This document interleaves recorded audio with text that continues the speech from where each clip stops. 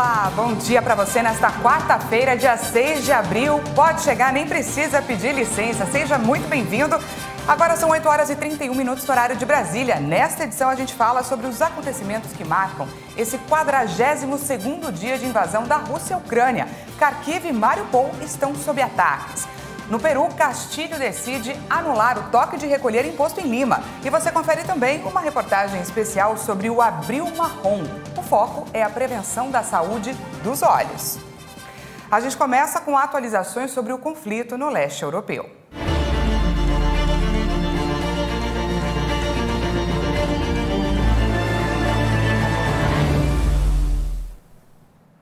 As tropas russas aumentam os ataques nas cidades de Mariupol e Kharkiv neste 42º dia de invasão.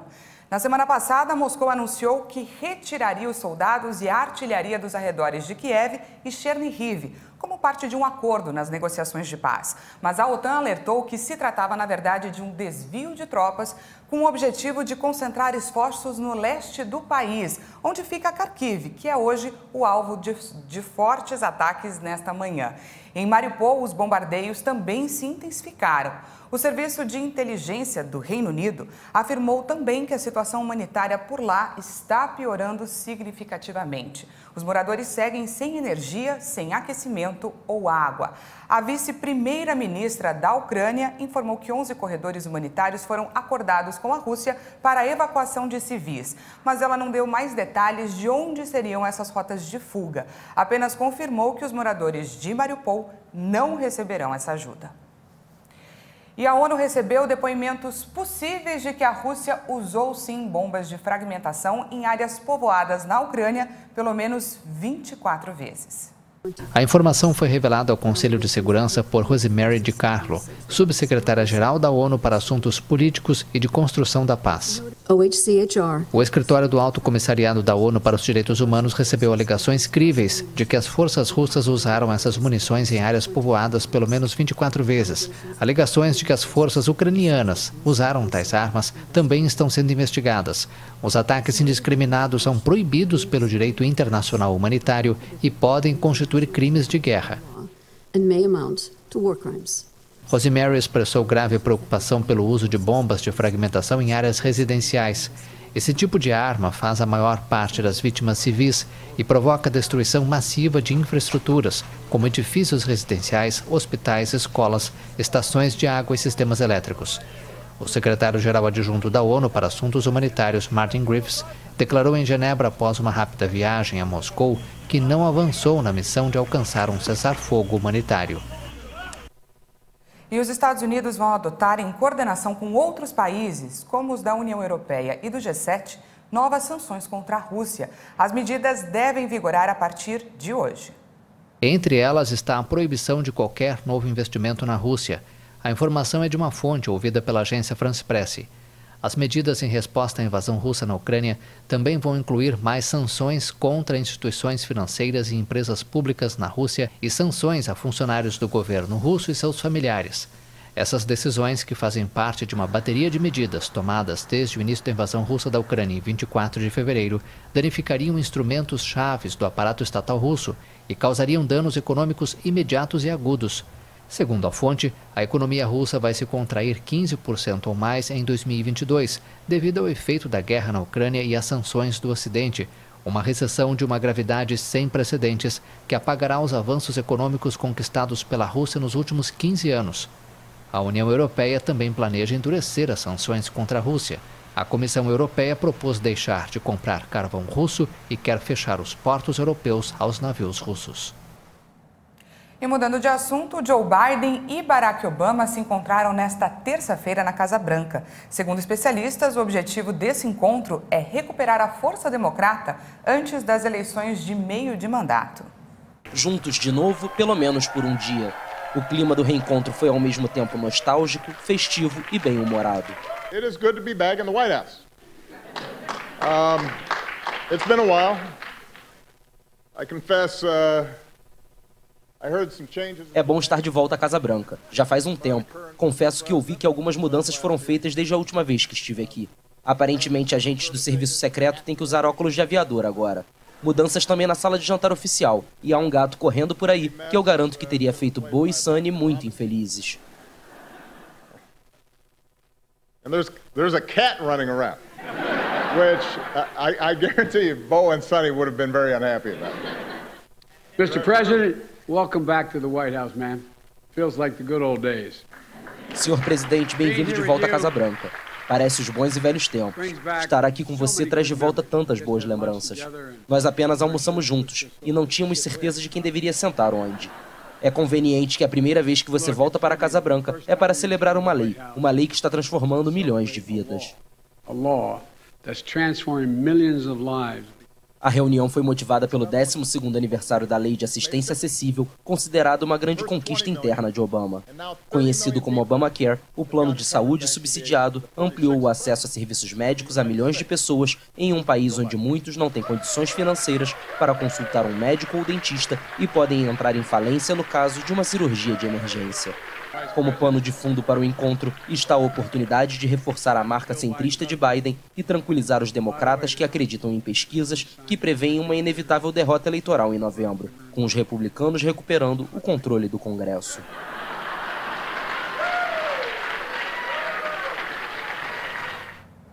Tinha sido autorizado um toque de recolher diurno em Lima na tentativa de conter as expressões populares, mas o presidente Pedro Castillo antecipou o fim do decreto. A medida excepcional, que devia durar até a meia-noite de terça, foi rejeitada por amplos setores da população, incluindo líderes da esquerda. Os moradores da capital foram surpreendidos pela ordem anunciada pela televisão, já que os distúrbios mais graves ocorreram em províncias.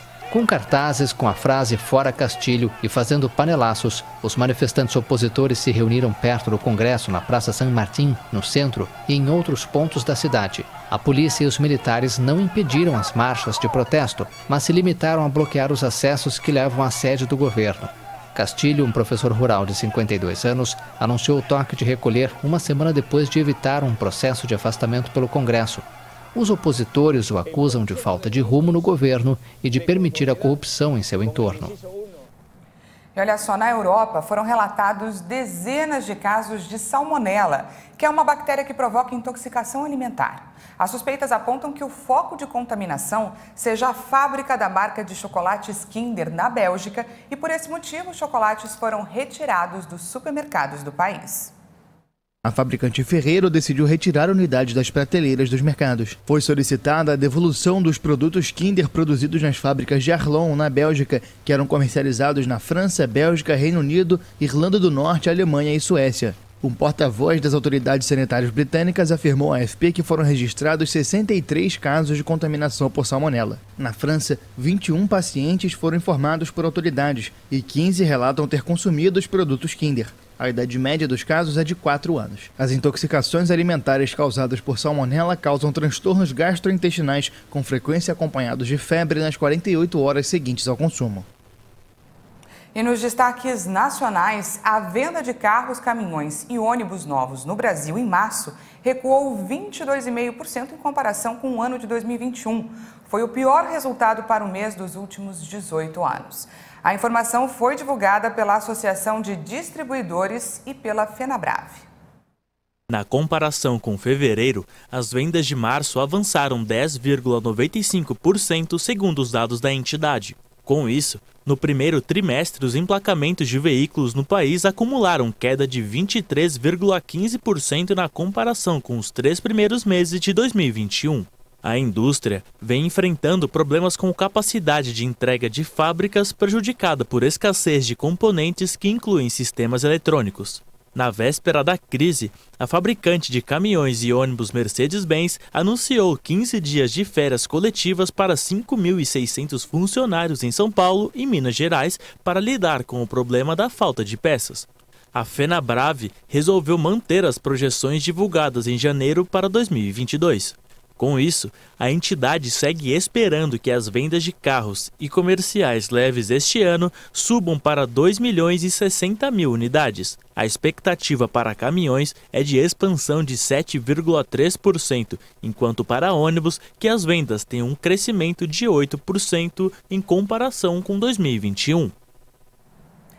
Pelo menos 60 empresas ligadas ao Instituto Brasil, incluindo algumas de grande porte, decidiram apresentar ao Congresso uma proposta para a criação de um novo tributo, semelhante à CPMF. O dinheiro seria usado para aliviar o peso da folha de pagamentos para os empresários. Esse é o tema do comentário de hoje do deputado federal Davi Soares. Muita perplexidade que eu recebi a notícia que empresas enviaram propostas ao Ministério da Economia sugerindo a recriação de um imposto aos moldes da antiga CPMF, o que é um verdadeiro retrocesso, uma verdadeira vergonha em tempos atuais que já estamos aí com a carga tributária altíssima, vir alguma proposta que visa a majorar impostos. Pelo contrário, nós precisamos simplificar a carga tributária. Portanto, aqui o meu verdadeiro desgosto a essa proposta. Obviamente que o meu posicionamento é contrário a qualquer majoração e qualquer recriação de impostos. O que nós precisamos fazer exatamente é cobrar daqueles que precisam ser cobrados, o setor de mineração, o setor de óleo e setores que têm aí, por exemplo, setores da internet que navegam muitas vezes de forma sem contribuição quase nenhuma e outros que acabam, digamos assim, segurando o piano. Portanto, minha posição contrária, vamos lutar de forma efetiva. É isso aí. A seguir, a gente fala sobre a Baixada Fluminense, que amanheceu sem trens e nem ônibus nesta quarta-feira. E você confere também uma reportagem especial sobre o Abril Marrom. O foco é a prevenção da saúde dos olhos. Nós voltamos já.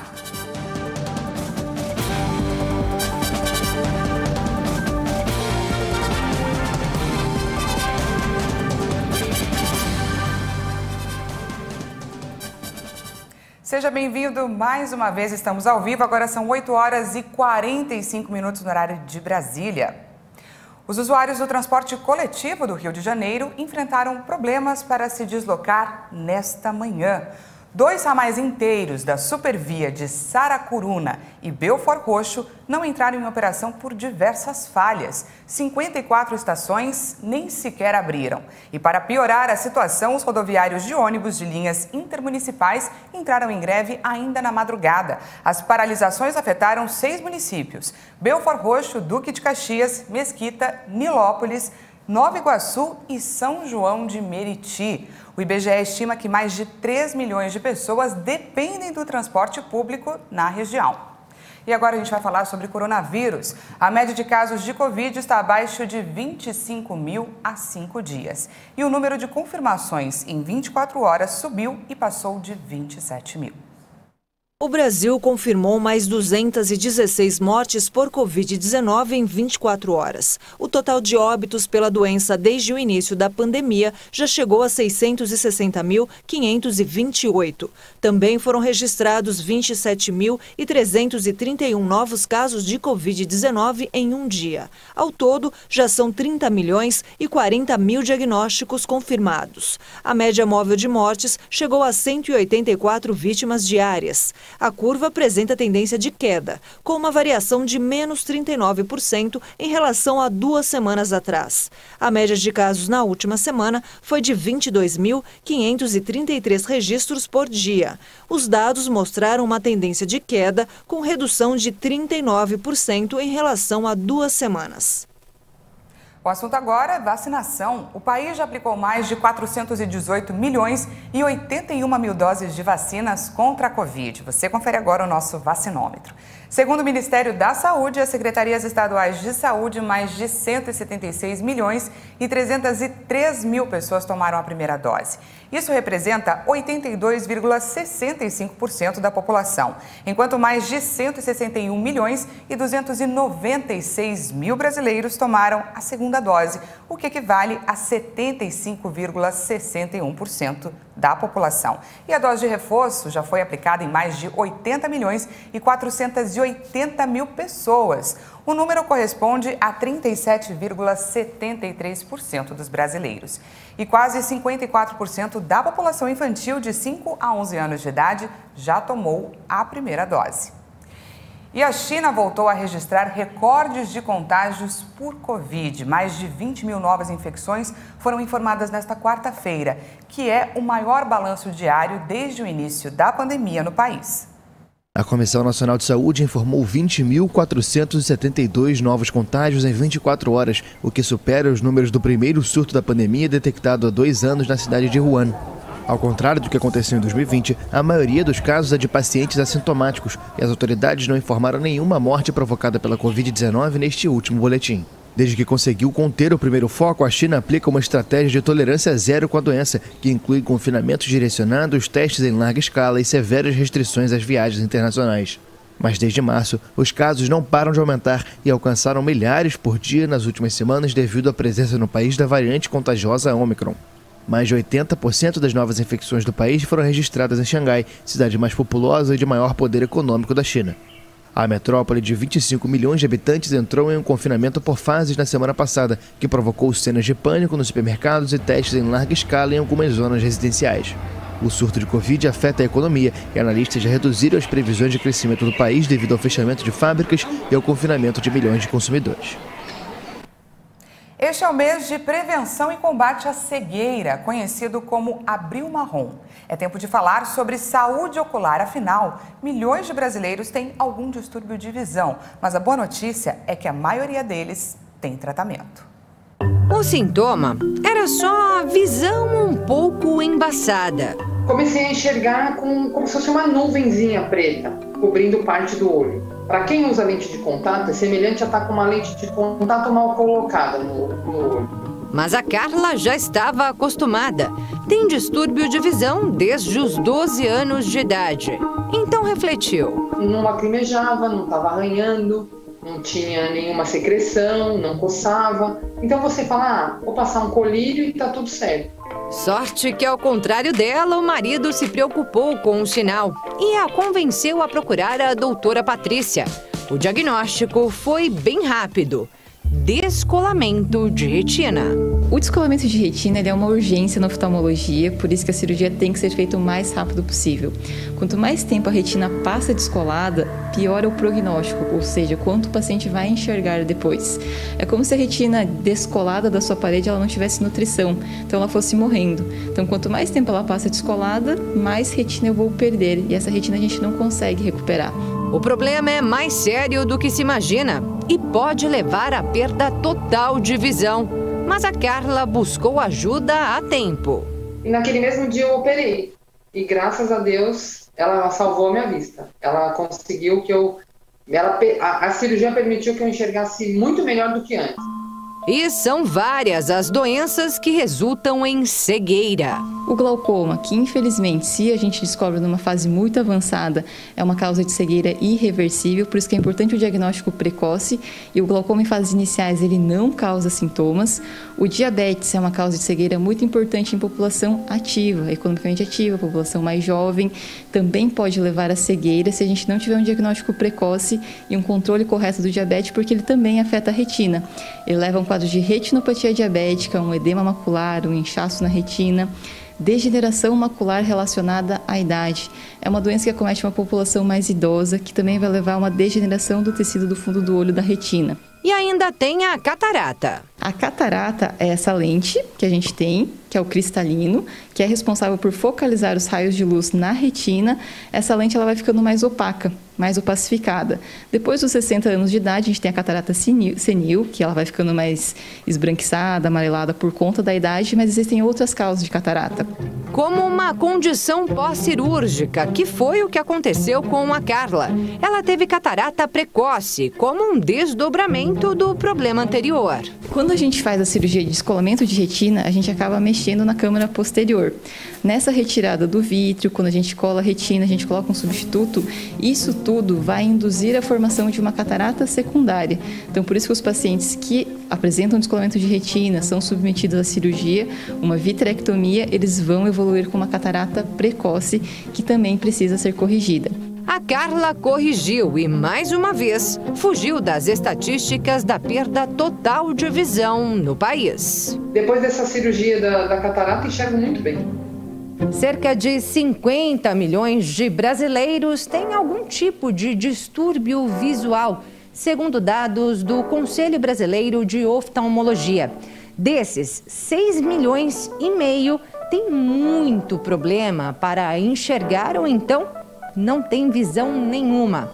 Mas a Organização Mundial da Saúde estima que entre 60% e 80% dos casos de cegueira poderiam ter sido tratados ou prevenidos.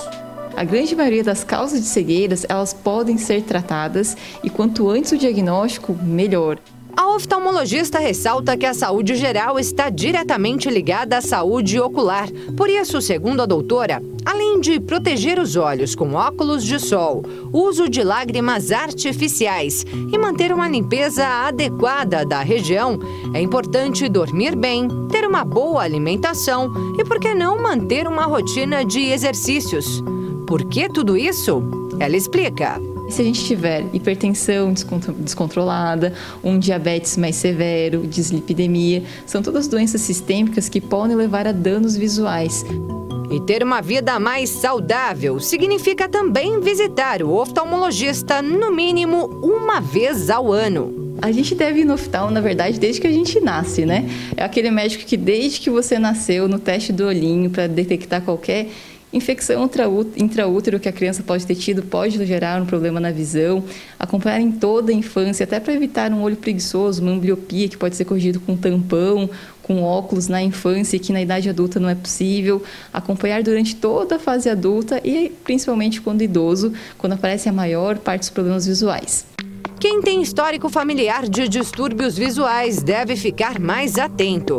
E ainda que visite o oftalmologista com frequência, alguns sintomas devem ser sinais de alerta para o retorno antecipado ao especialista. Um embaçamento na visão, flashes de luz, que é como se fosse um flash de máquina fotográfica no olho, pontinhos pretos na visão, as moscas volantes, se elas mudarem de padrão, tudo isso são sintomas que precisam procurar o médico mais rápido. Dor nos olhos, olho vermelho, irritação, tudo isso pode ser sinal de alguma infecção, alguma inflamação, algo errado está acontecendo no seu olho. Hoje a Carla sabe muito bem disso e passou a dar muito mais valor à visão. A visão é um sentido importantíssimo e só quem enxerga mal ou quem perdeu a visão sabe disso. E eu corro agora para a Patrícia. Toda vez que eu sinto qualquer coisinha, talvez uma irritação pequena, um incômodo, qualquer incômodo, eu já entro em contato com ela via WhatsApp, redes sociais, vou no consultório, me cuido muito mais agora, com certeza. Pois é, tem que cuidar mesmo regularmente. Essa edição fica por aqui. Muito obrigada pela sua companhia. Às 10 horas tem mais informações com a Patrícia Velenic. E à 1 da tarde, eu e ela esperamos por você. Até lá!